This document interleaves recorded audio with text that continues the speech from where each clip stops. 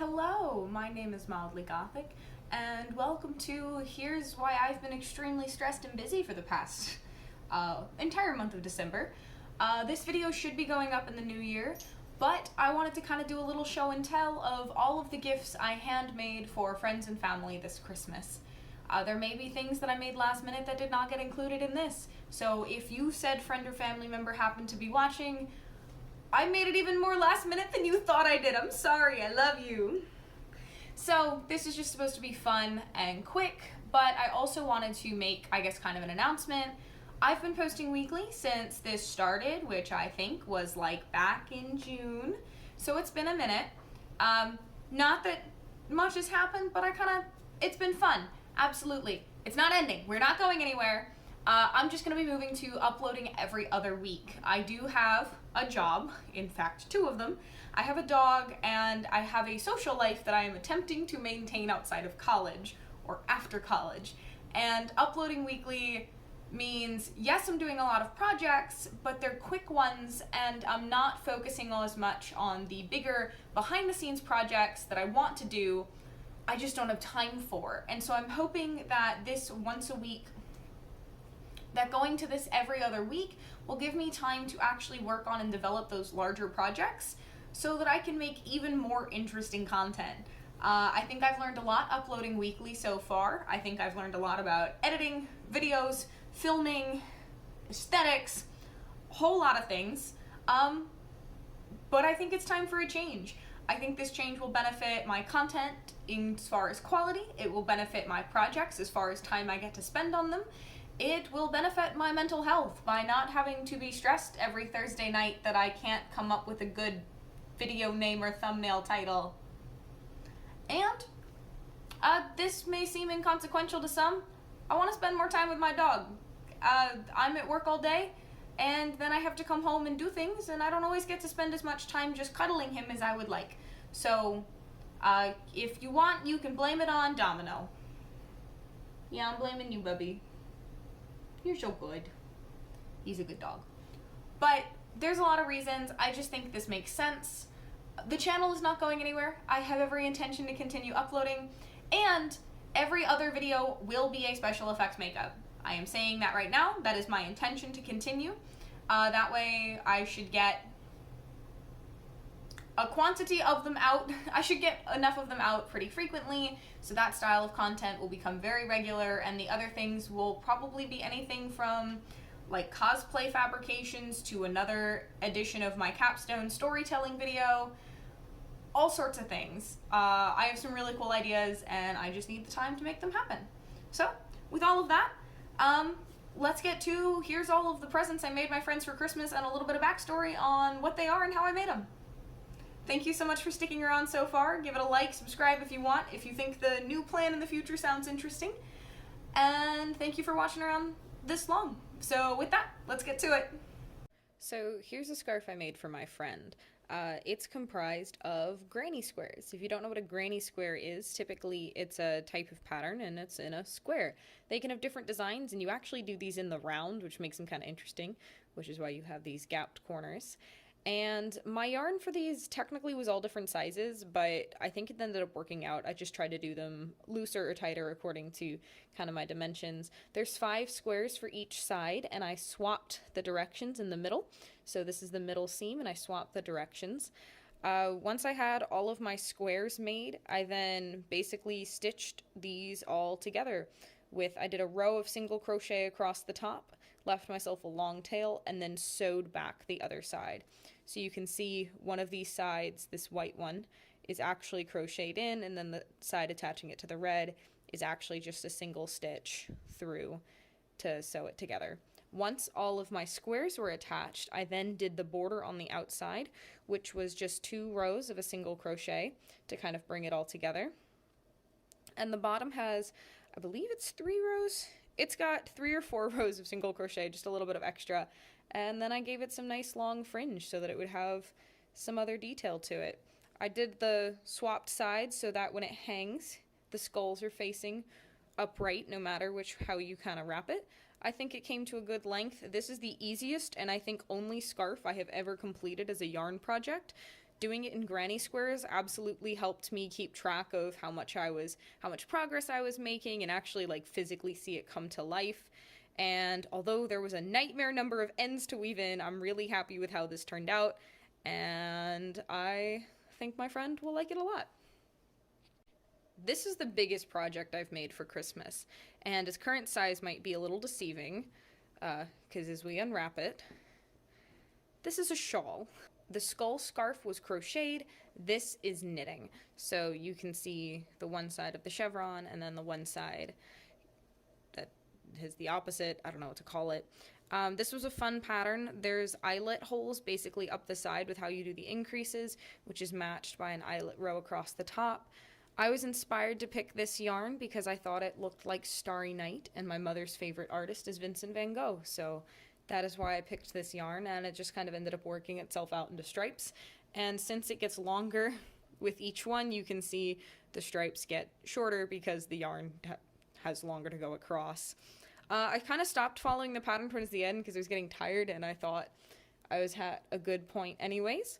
But this is a really simple shawl. You start with the base, and then it's, knitting and purling, and the only thing you have to remember is at the start of every row, you knit one front, one back, knit a normal stitch, knit one front, one back, normal stitch, yarn over, and then keep going.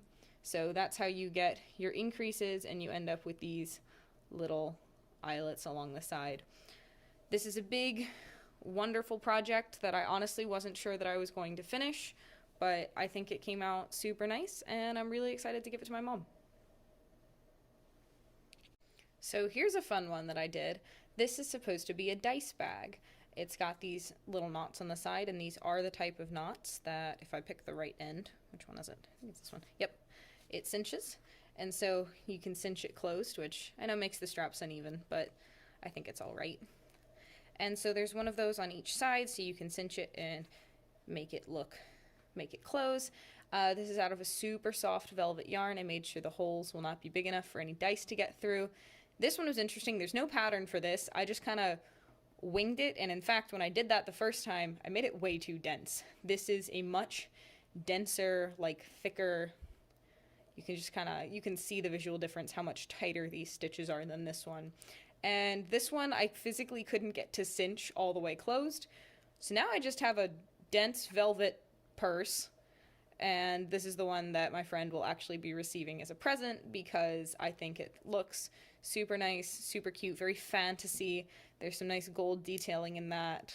My boyfriend helped me pick out this rope, and with those little knot details, I'm in love with this. I think this is super fun, and that's a little dice bag. This is a crocheted project. This was not a knit project, so I started with a magic loop at the base and then just kind of went out for a good while. This is mostly half double crochets because I wanted to do it a little bit faster than just single crochets, but a lot of increases in the bottom rows, and then I went straight for a little bit, and then some decreases, and there is actually technically no increases in this top part. It's just straight, and then these big loops are caused by, I did 4 or 5 stitches into this one knot so that I could get this nice scallop effect, and then I did 1 or 2 stitches in between, and then the next multiple stitches into one. So all of this is one stitch, which is a little visually deceiving, so it's only straight up to here, and then this is just one final row with the scalloped edges, which I wanted to do to give it that just little extra kind of a look to it. So this was super easy. I could probably create a pattern for it, and if I did, I'd make it a little bit more symmetrical and even. But yeah, no pattern for this, but I still think it came out super cute and will serve its purpose really well. So apparently I just wanted to challenge myself this year and maybe suffer a little bit. But I knit this mug cozy, and it does have a button, so you can take it off. I did not make the mug. This is a purchased mug from Amazon. But here's a mug cozy, and you may be kind of able to see the pattern. What it is a chevron. This is actually my first ever, real project using the cable stitch in knitting. That's the back. This is a fluffy yarn, so it doesn't show up as much, but it's still got a nice texture to it. So I went with it, This is an acrylic yarn, and so I just didn't think it was going to be as suitable for this project. But you can see the chevron much better here. It's the exact same pattern, just a little different. This was my first swatch to make sure I could actually do it. So this was a lot of fun. I've never done a cable stitch before. It might be a while before I do one again because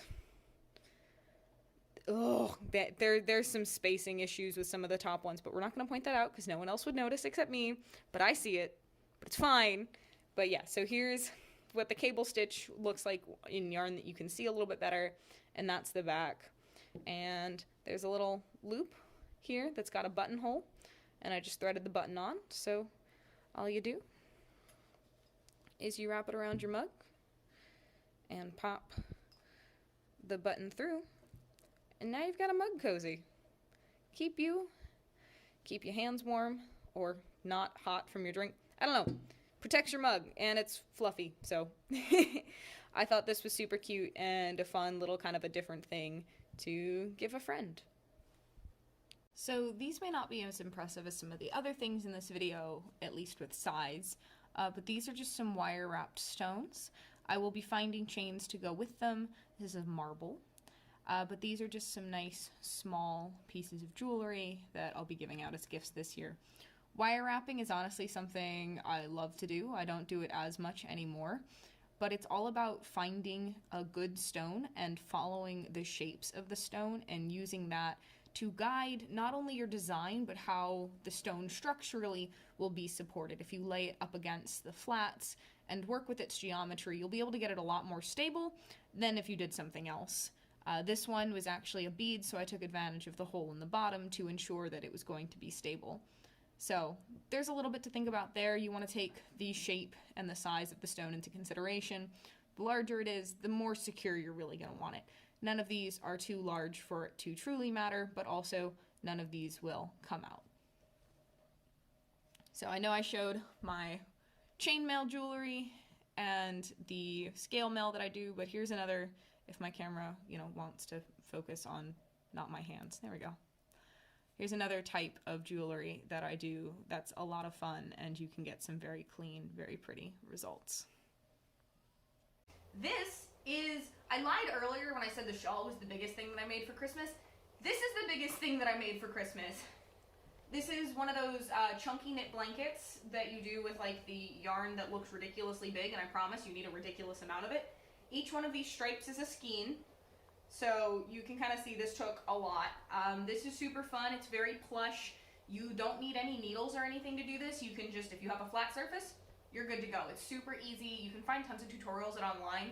Just look up like chunky knit blanket. Same concept. This is for my grandmother, and it is super warm and actually surprisingly heavy and plush. And yeah, so this is the biggest thing that I made for Christmas. These are super fun and super soft. The only unfortunate thing is they can get pretty expensive just due to the cost of the yarn. But yeah. And I'm shipping this to her. I'm not taking this home for Christmas. She's getting this in the mail. She's getting a picture of this blanket, and then I'm gonna ship it to her house. I know it's a different backdrop, but this is the last thing that I made for Christmas. And it's a hat. It's a crocheted beanie. It's super fluffy, soft yarn. Put a little pom-pom on top. It's a little asymmetrical because I was really bad at keeping my tension consistent, but I got it all sorted out by the end, and it's just this big, soft, plushy hat. Super simple crocheting.